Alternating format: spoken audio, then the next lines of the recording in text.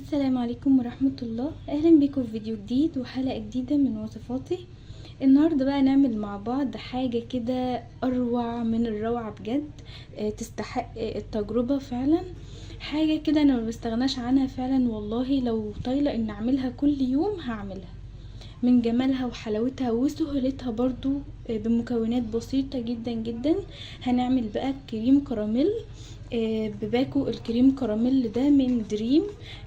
حلو جدا جدا وبيربط بسرعة بدون بيض، بدون نشا كتير، بدون دقيق، بدون اي حاجة. هنعمل النهاردة كريم كراميل بباكو الكريم كراميل ده بس من دريم. عندنا مقادير بسيطة وسهلة جدا ومتوفرة في كل بيت، ومش هكلكع عليكي ولا اقولك بقى حطي 5 بيضات او 6 بيضات زي ما بيعملوا في الفيديوهات. لا، احنا النهاردة بس هنستخدم 3 كوبايات من الحليب معاهم الباكو كريم كراميل من دريم. تعالوا بقى تابعوا معايا كده المكونات واحدة واحدة. هاتي ورقة وقلم واكتبي ورايا، لان بجد لو فاتك الفيديو ده هتبقي خسرتي كتير كتير، وهيوفر عليكي تكلفة كبيرة جدا جدا في عمايل الكريم كراميل. النهاردة بقى مكوناتنا بسيطة وسهلة. معايا هنا 3 كوبايات من اللبن. ممكن تستغني عن كوباية من اللبن، تخليهم كوبايتين لبن وكوباية من المية. معايا هنا نص كوباية من السكر، نص كوباية صغيرة من السكر الابيض. ممكن تستخدمي سكر بني عادي كمان هيغمقلك في لون الكريم كراميل. عندي هنا كمان دي معلقة كبيرة من الباستري بتاع الكريم شانتيه على اللبن البودرة. انا بجيبه كده من عند العطار، الباستري لوحده ولبن البودرة لوحده، بس بخلطهم مع بعض للاستخدام يعني في الكريمة والحلويات. يبقى عندي هنا معلقة كبيرة من الباستري ولبن البودرة الغير محلى كامل الدسم. عندي هنا برضو معلقة صغيرة جدا جدا كده من الفانيليا السكر. عندي هنا كمان 2.5 معلقة كبيرة من النشا اللي هي كورن فلاور، او شوفوا عندكم بتقولوا عليها ايه. وعندي هنا بقى ايه باكو الكريم كراميل ده. بيجي بقى عبارة عن ده الكراميل اللي هنحطه في القوالب اللي هنعمل فيها من تحت علشان يدينا الكرملة بدل ما نكرمل سكر. وبرده لو حابة طريقة انك تكرمل السكر عادي مش مشكلة. وكمان عندي بقى هنا كمان باكو الكريم كراميل ده. هو بيجي كده العلبة فيها القطعتين دول على بعض. احنا بقى هنستخدم على 3 كوبايات لبن بالظبط بياخد باكو من ده. تعالوا بقى واحدة واحدة كده نبدأ بالطريقة بتاعتنا. هناخد بقى كده المقادير بتاعتنا كده نشيلها على جنب كده زي ما انتوا شايفين. 3 كوبايات من الحليب، مش مليانين قوي ومش كوبايات كبيرة، شلتهم على جنب. وعندي هنا بقى الطاسة او الحلة اللي هنعمل فيها. انا بحب استخدم الحلل اللي هي الرملاوي، او مش عارفة انتوا بتسموها ايه عندكم، اللي هي تكون بيضة يعني علشان اشوف المقادير حلوة كده. عندي هنا حلة مقاس وسط. اول حاجة بقى هنزل كده بكوباية اللبن الاولى، وهنزل كمان بكوباية لبن التانية. يبقى كده حطينا هنا كوبايتين من الحليب. هنزل عليهم بقى على طول بالنشا. طبعا اللبن بتاعنا ساقع لسه، كل المكونات هنشتغل على البارد. هننزل بقى بالنشا بتاعتنا كده واحدة واحدة، مش هننزل بيها كلها. عندي هنا المضرب اليدوي كده، هنبدأ نقلب كده واحدة واحدة ندوب النشا.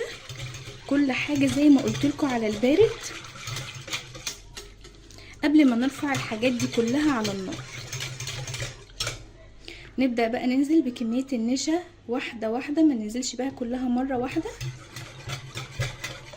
ممكن تنزلي بقى كلها مرة واحدة، بس انا ماشية على الطريقة دي وبحب علشان ما تكلكعش معايا او تكتل معايا. وكمان بحب جدا لو نخلت النشا كمان بتبقى جميلة جدا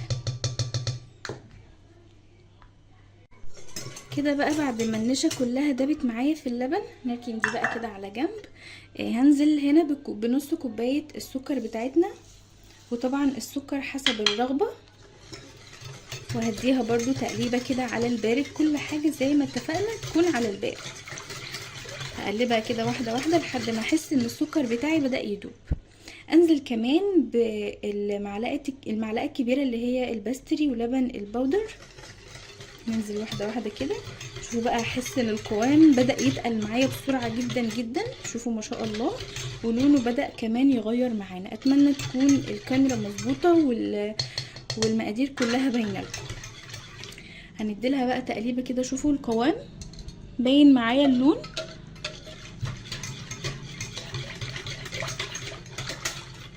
اجي بقى كوبايه اللبن التالتة بتاعتي، اخر كوبايه لبن اهو، ونديلها برضو تقليبه كده على البارد. ننزل بقى بالفانيليا بتاعتي. احنا ممكن نستغنى عنها لان انا ببقى ضايفه كمان في لبن الباودر والباستري فانيليا. ممكن نستغنى عنها برضو حتى لو مش هتحطي باستري او لبن باودر.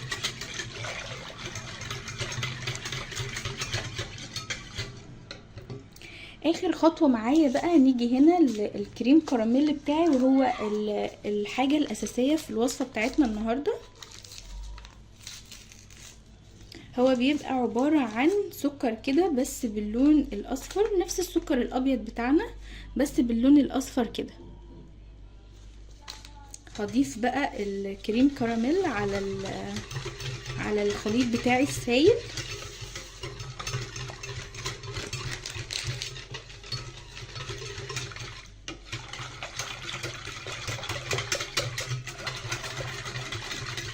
دلوقتي بقى المقادير بتاعتي بقت جاهزه كده على البارد اهو. ما شاء الله لونها حلو جدا وريحتها تحفه، بسم الله ما شاء الله. تعالوا بقى نشوف الخطوه اللي بعد كده اللي هي مرحله البوتاجاز. جينا بقى للخطوه التانية بتاعتنا. جبت الخليط بتاعي كده وحطيته على النار من قبل ما نولع لسه النار. القوام ما شاء الله تقيل وقوامه كده مش ميه. هيحتاج بس تقليبه كده خفيفه علشان يدوب الكراميل اللي تحت. هنولع بقى البوتاجاز كده على نار مش عاليه قوي.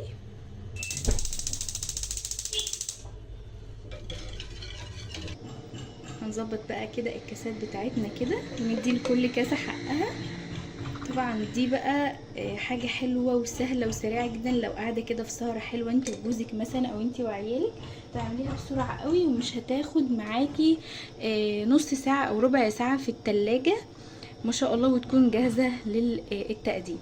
حابه بقى انت تحطي على وشها كمان من اللي هو الصوص اللي جاي معاه، صوص الكراميل. نديلها كده لون كده حلو كده على الوش اهو قبل ما تجمد. وكمان هحط على التانية كده. طبعا طريقة الصوص ده سهلة قوي قوي قوي لو هتعمليها انتي بالسكر. وبكده بقى الفيديو بتاعنا يكون خلص، واتمنى يكون الفيديو عجبكم والطريقة كمان عجبتكم، واشوفكم في فيديو جديد ان شاء الله على خير، والسلام عليكم ورحمة الله.